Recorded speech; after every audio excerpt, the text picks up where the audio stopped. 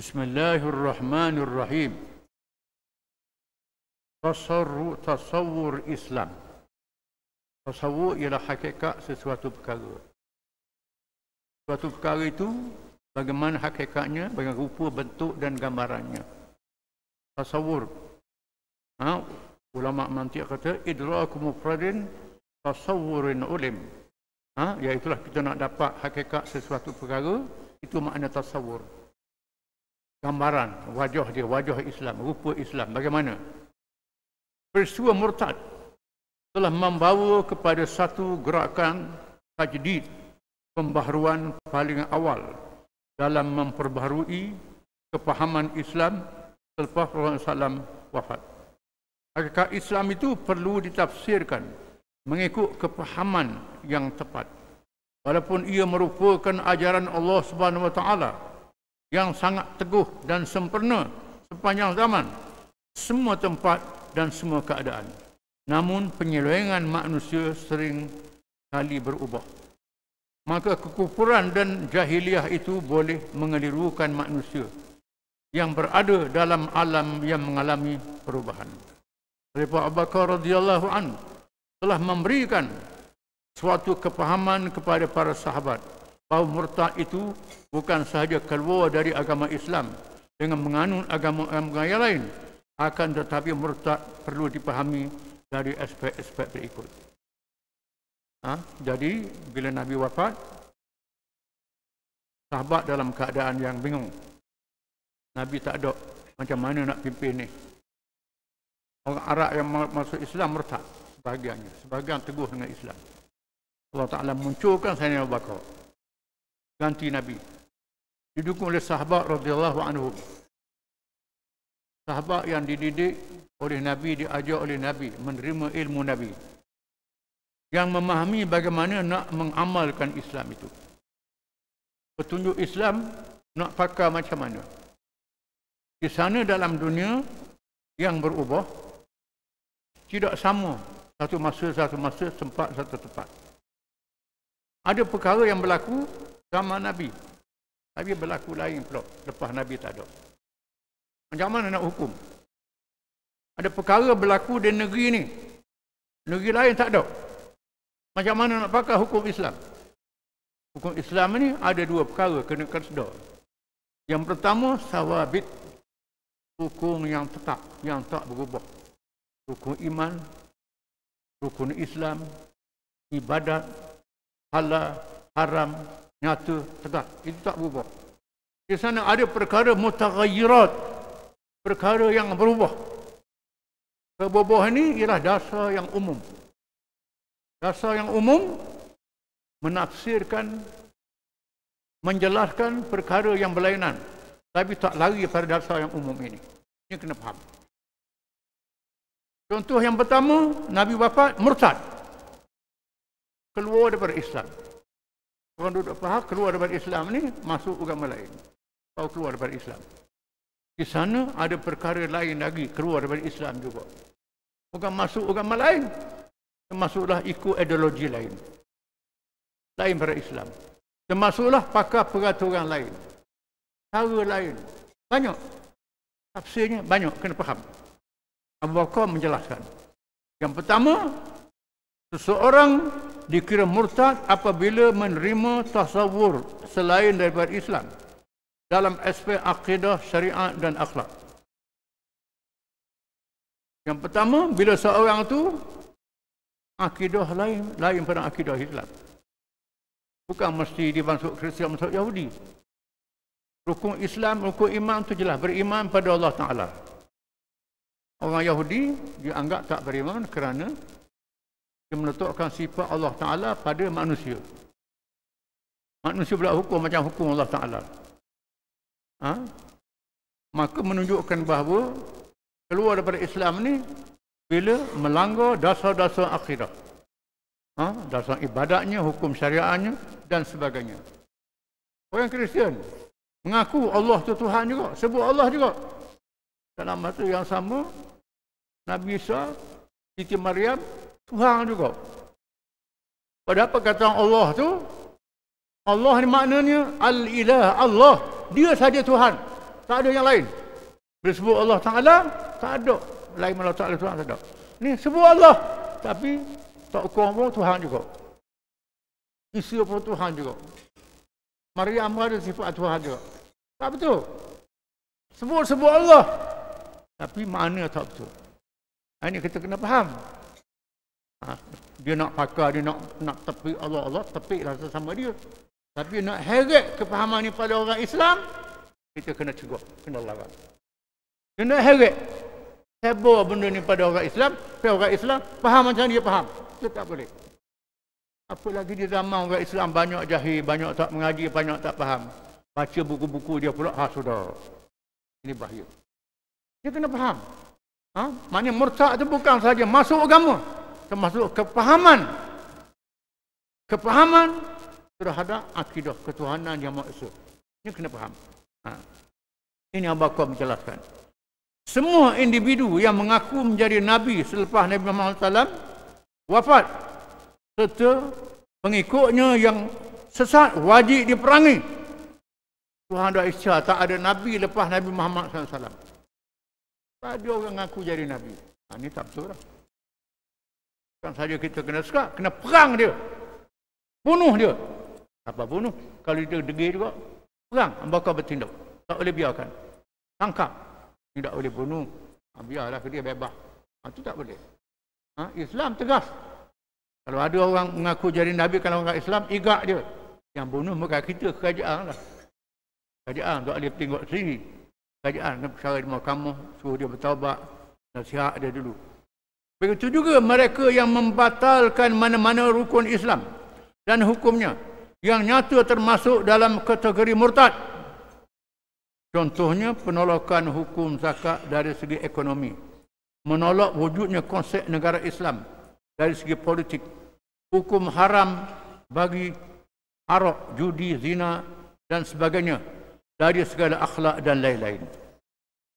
Dia mengaku dia Islam, mayang, tapi zakat tak wajib. Politik tak ada dalam Islam. Tak ada pemerintahan dalam Islam. Ikut suka nak merintah macam mana-mana. Arak, judi tak apa kita nak halal pun. Zina tak apa nak halal pun. Mayang. Ini masalahnya. Ini berlaku. Berlaku bila kita dah sebut acap kali. Balik ditugas untuk memerangi satu kabilah Arab. Dia nak serang subuh. Waktu subuh ni orang alik. Orang hak jenis malah tidur lagi. Molek serang. Dia nak serang dengan bang. Ya bang subuh malam mana ada. Macam mana nak serang dengan bang subuh? Sayuk-sayuk lembek. Balik-balik pun balik. Balik ke Madinah. Dia tahu nak serang macam mana dia bang. Kayak Sayyidina Umar. Sayyidina Umar pun tak erti nak mikir. Semua Abu Bakar. Dia kata mudah faham. Dia membatalkan rukun Islam, iaitu rukun wajibnya zakat. Membatalkan rukun Islam, wajibnya ada politik, adanya negara yang mesti dipatuhi. Membatalkan rukun Islam, membatalkan mana-mana hukum yang wajib dalam Islam, bermakna dia telah keluar daripada Islam. Ini termasuk dalam akidah. Walaupun orang kata ni bukan akidah, dia bukan akidah, tapi berkait akidah. Kait akidah, kita kena faham kait akidah. Memanglah dalam diri manusia ni ada jasad, ada kepala, ada tangan, ada macam-macam. Tapi jasad ni ada tempat tak boleh kerak. Kalau kerak mati selalu. Kerak kepala. Mati kerak kepala, kerak tangan tak apa lagi. Kerak kaki tak apa lagi, boleh hidup lagi. Tikang jatuh dia, mati. Tak boleh. Ini di sana ada cabang-cabang yang kalau potong dia mati Islam, tak boleh. Rukun-rukun yang penting dia nafikan. Maka kata Sayyidina Umar, jabarun fil jahiliyah, jabarun fil Islam. Ni masa jahiliyah samsing sangat, masa Islam mu penakut. Ada berapa Sayyidina Umar. Duduk Sayyidina Umar. Dia tengking oleh Abu Bakar. Taulah jelas nyata. Lalu mereka melancarkan serangan terhadap kaum yang bang subuh tadi. Tapi menghalalkan yang haram, menafikan hukum-hukum Islam. Tajdid yang dilakukan oleh Sayyidina Abu radhiyallahu an ialah menunjukkan perbezaan Islam dengan ajaran yang lain. Beliau mendatangkan tasawur Islam yang jelas dalam semua amalan manusia, merangkumi aspek akidah, syariat dan akhlak. Di sana perkara diputus oleh Allah Ta'ala. Perkara akidah, kepercayaan, perkara ibadat, perkara akhlak. Allah Ta'ala dah putus. Bila Allah Ta'ala dah putus secara qat'i, tak boleh dibatalkan. Am lahum syuraka syara'u lahum minad din ma lam ya'zam bihillah. Adakah mereka itu mempunyai sekutu Tuhan daripada Allah Ta'ala, buat benda Allah Ta'ala tak izin? Contohnya kita ngaji akidah. Ngaji sifat 20 sampai lebu. Sifat 20. Apa lagi? Antara sifat 20 tu kalam Allah Ta'ala, ilmu Allah Ta'ala, kuasa Allah Ta'ala. Kalam Allah Ta'ala ni Quran lah. Tak ada bandingan, tak ada tandingan. Ilmu Allah Ta'ala tu, pengetahuan Allah Ta'ala tak ada bandingan tandingan. Betul Allah Ta'ala tak anda politik. Allah Ta'ala tak pandai ekonomi. Kita pakai ilmu ekonomi orang lain. Tak ada dalam Quran ni, kita pakai lain lah. Akhlak. Allah Ta'ala dah kata ni halal, kita pakai liberal. Bebas. Ikut fikiran kita. Ini melanggar. Ilmu Tuhan. Kalam Tuhan. Kuasa Tuhan. Ini makna mengaji sifat 20. Tapi ngaji tak faham. Ngaji saja je. Sampai lebu. Tapi sokong benda salah. Senyap tak ada kemungkaran yang berlaku di hadapan mata dia. Ini mana? Mana akidah dia? Kita tujuan ngaji sifat-sifat Tuhan ni, beriman pada Allah Ta'ala. Ngaji nama-nama Tuhan, percaya pada Allah Ta'ala. Nama Ar-Razzaq. Allah Ta'ala yang maha memberi rezeki. Kalau kita ikut hukum Allah Ta'ala, payah rezeki. Ada orang lain boleh beri rezeki kepada kita. Tak, siapa rezeki Allah Ta'ala. Betul lah. Itu Allah Ta'ala uji kita. Kita kena percaya rezeki daripada Allah Ta'ala. Kalau jadi rezeki kita hak jauh daripada Amerika, mari temu dengan kita. Datang, berah daripada mana pun. Dekalu sama mana. Mari, hak jadi rezeki kita. Masuk dalam perut kita. Kalau tak jadi rezeki, dalam perut dah pun mutah tupik mudah. Yang kena faham. Kena reti. Ada fitih. Tak boleh nak buat belanja bukan rezeki kita. Bukan rezeki. Fitih banyak duk kelih. Tengok je. Habis je. Bukan rezeki dia. Bukan rezeki. Ni percaya rezeki daripada manusia. Bukan daripada Allah Ta'ala. Allah Ta'ala beri rezeki juga. Manusia beri juga. Rupa macam Allah Ta'ala. Ini syirik lah. Syirik ni bukan sembah takkan je. Termasuklah syirik itu percaya orang lain boleh rezeki daripada kita macam Tuhan boleh rezeki juga. Ini salah. Ini makna tajdid, pembaharuan. Abu Bakar membaharukan kepahaman orang Islam. Kita baca dalam Quran, Namrud, Fir'aun, Abu Lahab. Baca surah khabar, tak ada Namrud. Tak ada Fir'aun, tak ada Abu Lahab. Tapi orang ikut perangan Namrud. Ikut perangan Abu Lahab. Ikut Abu Jahal. Ini ada sepanjang zaman. Perangan Fir'aun. Ada sepanjang zaman. Menyalahgunakan kuasa dia macam Tuhan. Boleh buat segala-galanya. Boleh lawan hukum Tuhan. Itu Fir'aun lah. Ana rabbukumul a'la, aku Tuhan kamu yang maha tinggi. Alaisali al-mulku tari min tahti. Aku yang memerintah. Sungai-sungai Mesir ni buah kuasa aku belaka. Aku beri kesangan pada kamu. Itu lagak Fir'aun. Fir'aun dah tak ada. Tapi orang ikut lagak dia tu ada. Ikut perangai dia. Ini makna tajdid. Abu Bakar membawa pembaharuan dalam kepahaman. Selain itu, Khalifah juga melindungi Islam melalui kaedah peperangan yang turut mengandungi hukum-hukum atau perundangan yang khusus. Hal ini termasuklah akhlak dalam berperang dengan sebahagian besar daripadanya telah diambil menjadi undang-undang antarabangsa pada hari ini. Di mana lawan murtad ni bermula dengan hujah. Jangan perang lagi dengan hujah dulu. Panggil dia berhujah. Mengapa cara begini? Tak betul. Berlawan hujah. Lawan hujah sampai dia kalah. Dia kalah. Tak boleh lawan hujah. Kalah hujah. Bila lawan hujah, dia kalah. Dia lawan kita pula. Lawan kita dengan senjata pula tu. Kena lawan dengan senjata lah. Lawan dengan senjata. Tak boleh. Kalau dia lawan kita dengan senjata, lawan dengan senjata. Dia lawan kita dengan cakap, lawan dengan cakap. Sampai mati hujah dia. Jangan kita tak pandai hujah juga, tak boleh lah. Kena orang pandai hujah lah. Jangan kita bodoh, tak pergi lawan. Pergi lawan orang ada juga yang murtad ni cerdik. Yang lawan Islam cerdik. Kita tak pandai, kena suruh orang pandai pergi lawan. Jangan kita ganggu sendiri tau. Kita pergi tak pandai, suruh orang boleh lawan dia. Apa dapat habis. Macam Nabi Ibrahim lawan dengan Namrud. Nabi Ibrahim kata Allah Ta'ala yuhyi wa yumit. Allah Ta'ala boleh menghidup dan mematikan. Namrud kata aku boleh hidup matikan juga. Dia ambil 2 orang kena hukum bunuh. Seorang dia bunuh, seorang dia lepas. Aku ada kuasa macam Tuhan. Ibrahim kata Allah Ta'ala bawa matahari dari timur. Dia membawa tari belah naik ni pula. Abu hital ladhi kafar. Bagi tak nak jawab.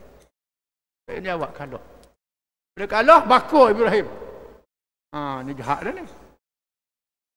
Kalah, hukum orang. Hak ni kita kena lawan lah. Ibrahim tak ada bala tentera. Tuan beri mukjizat lah. Capuk dengan api, dah anguh. Kena hadar. Tapi, Nabi kita berperang. Berperang. Tak tunggu orang capuk dalam api, kena perang lah.